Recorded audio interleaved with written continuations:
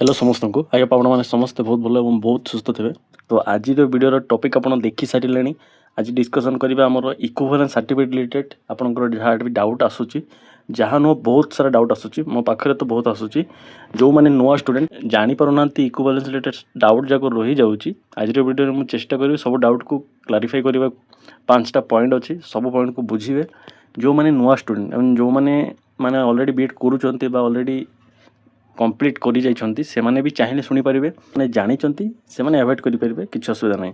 तो चलतु आम स्टार्ट करवा जहाँ आपंकर डाउट थिला इक्विवेलेंस सर्टिफिकेट रिलेटेड देखो डाउट जाक कौन मुझे फास्ट आपको बताऊँगी तापर आप बतैले कौन हम आप जानीपर वीडियो एक्चुअली टॉपिक जाक कौन कौन रही फास्ट आपंकर इक्विवेलेंस माने इक्विवेलेंस सर्टिफिकेट कोटा दरकार यहाँ फास्ट आप जाना दरकार आपड़ जेकोसी बैच करूँ आपन को कौ इक्विवेलेंस सर्टिफिकेट दरकार पड़ो सेटा आपको फास्ट जाना दरकार आप जानी बट कन्फ्यूजन थे से वीडियोटा देखूँ एंड जदि आपणकर आडमिशन ईयर इक्विवेलेंस नहीं आपणकर एग्जांपल पे आप धरतु 25-27 बैच आडमिशन नहीं आपणकर आगर अच्छी कि 2024 इक्विवेलेंस मिली देन कौन हम ताहा भी गोटे आपंकर डाउट देन बहुत पिलामानकर डाउट थाए सर फास्ट ईयर आम इक्विवेलेंस नाला सेकेंड ईयर अच्छी ताहले कौन हम देन आउ गोटे डाउट अच्छे अपडेटेड इक्विवेलेंस कौटू मिल यही चारिटा हूँ आम वीडियोर मेन पॉइंट ता छड़ा आहुरी केतटा कथा भी कहबी आपने शुणु इक्विवेलेंस सर्टिफिकेट रिलेटेड जहाँ भी डाउट रही होप आपंकर यही वीडियोटा देखिया पर आउ डाउट किसी भी रही कथा नुह। तो चलतु संपूर्ण देखिए बिना स्किप करके जहाँफल आपने जानीपारे स्टार्ट करवा आज वीडियोटा जो मैंने चैनल को नुआ चैनल को सब्सक्राइब वीडियो को लाइक करेंगे शेयर करेंगे ता सहित संपूर्ण देखिए जहाँफल आप डाउट आप क्लारिफाई करेंगे। तो चलतु आम स्टार्ट करवा।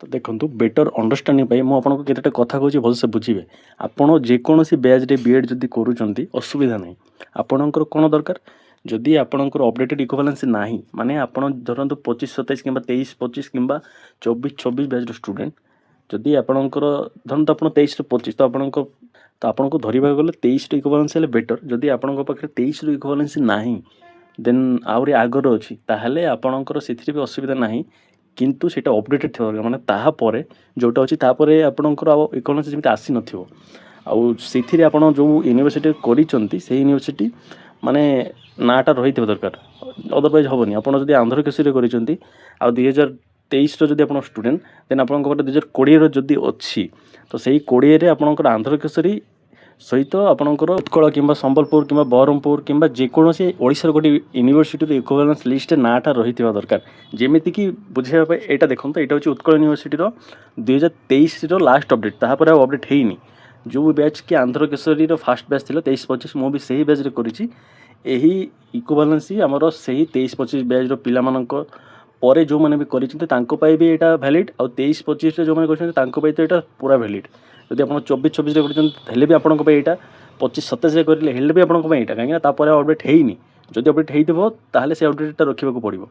तो आप कहे सर आम 25-27 तो आम 23 रखिले असुविधा हेनी तो आपड़ जी डिभी बसवे बुझेबे सर आम इक्विवेलेंस सर्टिफिकेट प्रति वर्ष अपडेट हुए आउ जहाँ भी आमर लास्ट अपडेट सर्टिफिकेट यहाँ आप देखु जदि सी हेल्ले भी माने बुझी न पारे देन आप गोटे बेस्ट फॉर्मूला आरटीआई रिगार्डिंग मो चैनल वीडियो करी वीडियो डिस्क्रिप्शन में मुझे केतटा वीडियो टैग करी से वीडियो जाक देखिए अदरवाइज आप मैंने आरटीआई द्वारा केमी आप इक्विवेलेंस सर्टिफिकेट अप्लाई कराए सब गोटे वीडियो अच्छे आप देखिए आउ जदि आप डाउट रे अच्छी ताकू आप आरटीआई फाइल करके इक्विवेलेंस रखिपारे मो पाखे भी अच्छी से देखी आरटीआईटा हूँ बेस्ट माने जदि आपको डर लगुच ना आपंकर जदि बहुत पुराना इक्विवेलेंस होता है 1-2 वर्ष हेल्ले हो असुविधा नहीं।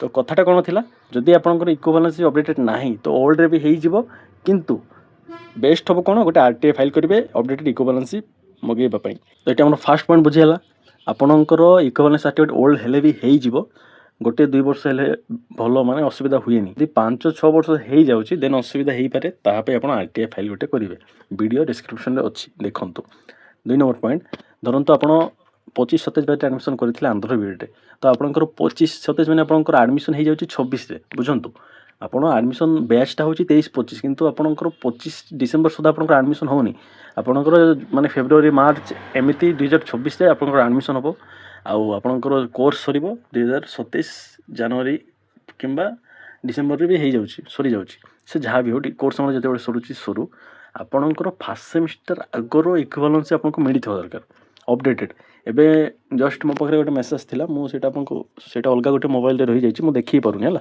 ତ ବୁଝନ୍ତୁ ମୁଁ ଯାହା କହୁଛି, ତାଙ୍କର ବ୍ୟାଚ୍ ହେଉଛି 25-27 ବ୍ୟାଚ୍।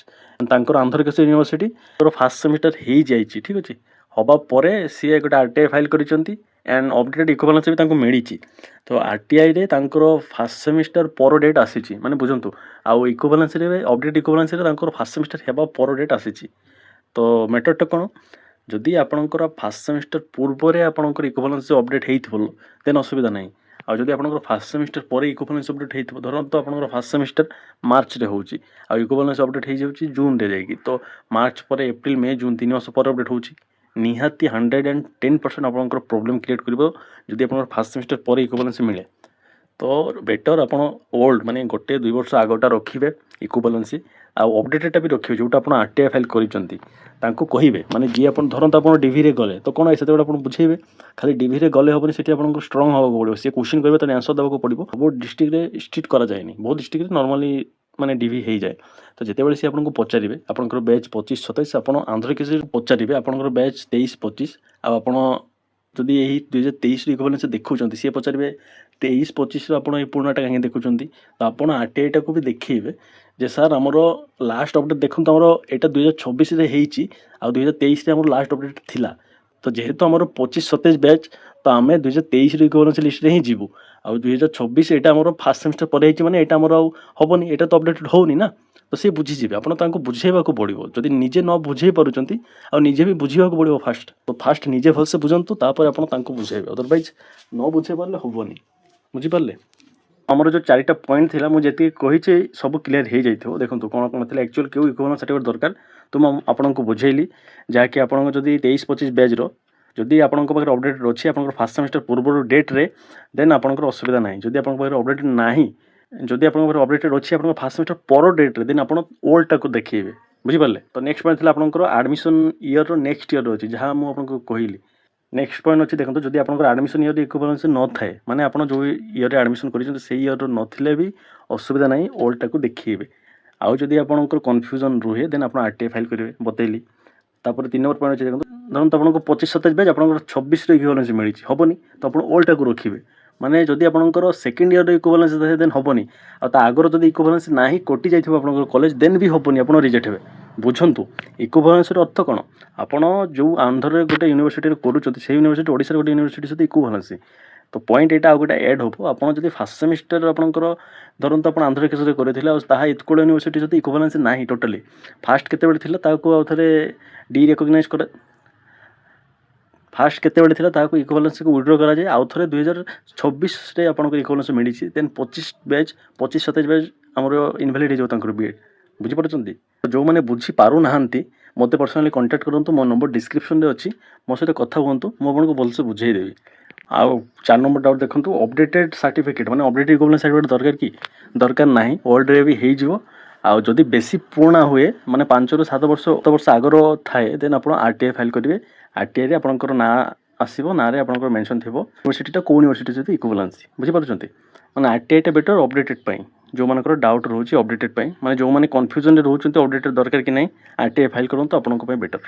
ତ ଦେଖନ୍ତୁ ଆପଣଙ୍କୁ ବୁଝେଇବା ପାଇଁ ମୁଁ କେତେଟା ଇକ୍ୱିଭାଲେନ୍ସ ଆଣିଛି, ମାନେ ଆପଣ ବୁଝନ୍ତୁ। ଦେଖନ୍ତୁ ଏଇଟା ହେଉଛି ଆମର ଡେଟ୍ଟା କେବେ 4-10-2019। ତ 2019ରେ ଆମର ଲାଷ୍ଟ ଅପଡେଟ୍ ଥିଲା ଉତ୍କଳ ୟୁନିଭର୍ସିଟି ସହିତ, କେଉଁ ୟୁନିଭର୍ସିଟି ନା ନାଗାର୍ଜୁନ ୟୁନିଭର୍ସିଟି। ଆଉ 2023ରେ ସ୍ପ୍ଲିଟ୍ ହେଲା, ସେଇଥିପାଇଁ 2023ରେ ଆଉ ଥରେ ଇକ୍ୱିଭାଲେନ୍ସ ମିଳିଛି ଆନ୍ଧ୍ରକେଶ୍ୱରୀକୁ। ତ ଦେଖନ୍ତୁ ଏଇଟା ଥିଲା ଆମର 2023ର ଆଗର ଇକ୍ୱିଭାଲେନ୍ସ, ଯାହାକି ଆପଣ ଏ ଜାଗାରେ ଦେଖିପାରୁଛନ୍ତି ଆଚାର୍ଯ୍ୟ ନାଗାର୍ଜୁନ ୟୁନିଭର୍ସିଟିର BEd ଆଣ୍ଡ MAd କୋର୍ସ ଆମର ଉତ୍କଳ ୟୁନିଭର୍ସିଟି ସହିତ ଇକ୍ୱିଭାଲେନ୍ସ। ବୁଝିପାରୁଛନ୍ତି? ଏଇଟା ଆଗର ଥିଲା, ଯେହେତୁ ଆମର ୟୁନିଭର୍ସିଟି ସ୍ପ୍ଲିଟ୍ ହେଲା, ମାନେ ଆନ୍ଧ୍ରକେଶ୍ୱରୀ ଆଉ ନାଗାର୍ଜୁନ ସ୍ପ୍ଲିଟ୍ ହେଇଗଲା, ସେଇଥିପାଇଁ 2023ରେ ଆଉ ଥରେ ଇକ୍ୱିଭାଲେନ୍ସ ମିଳିଛି, ଯାହାକି ମୁଁ ଆପଣଙ୍କୁ ଦେଖିଲି 2023ର ଅପଡେଟେଡ଼୍ଟା, ମାନେ ଆମ ବ୍ୟାଚ୍ ପାଇଁ ସେଇଟା ହିଁ ଅପଡେଟେଡ଼୍। ବୁଝିପାରିଲେ? ଆଉ ଗୋଟେ ଦେଖଉଛି, ତ ଦେଖନ୍ତୁ ଏଇଟା ଆଉ ଗୋଟେ ଇକ୍ୱିଭାଲେନ୍ସ, ଯାହାକି ଆମର ଏଗି ବାମନା, ବିକ୍ରମ ସୀମାପୁରୀ ଏସବୁ ୟୁନିଭର୍ସିଟିର ଇକ୍ୱିଭାଲେନ୍ସ ଥିଲା 2019ର। ବୁଝିପାରୁଛନ୍ତି? ତ ଯେଉଁମାନେ 2019ରୁ ଆପଣଙ୍କର 21 ବ୍ୟାଚ୍ ଥିଲେ ସେମାନଙ୍କ ପାଇଁ ଏଇଟା, ଯେଉଁମାନେ 2018ରୁ 20 ବ୍ୟାଚ୍ କରିଥିଲେ ସେମାନଙ୍କ ପାଇଁ ଏଇଟା ଥିଲା। ତ ସେମିତି ଆପଣଙ୍କର ବ୍ୟାଚ୍ ତ ଆପଣଙ୍କର ଯେଉଁ ବ୍ୟାଚ୍ରେ କରିଥିବେ ଆପଣଙ୍କର ଆଗର ଇକ୍ୱିଭାଲେନ୍ସ ଦରକାର, ନା କି ଆପଣଙ୍କର ଆଡ଼ମିସନ୍ ହେଇଥିବା ପର ଇୟର୍ର। ବୁଝିପାରୁଛନ୍ତି? ମାନେ ଇକ୍ୱିଭାଲେନ୍ସର ଅର୍ଥ ହିଁ ଆପଣଙ୍କର ପୂର୍ବ ଇୟର୍ର ଦରକାର, ନା କି ଆପଣ ଆଡ଼ମିସନ୍ ନେବେ ଫାର୍ଷ୍ଟ ସେମିଷ୍ଟାର ସେକେଣ୍ଡ ସେମିଷ୍ଟାର ଦେବା ପରେ ଇକ୍ୱିଭାଲେନ୍ସ ମିଳିଲେ ମାନେ ତାହା ବି ଭ୍ୟାଲିଡ୍, ତାହା ଇନଭ୍ୟାଲିଡ୍।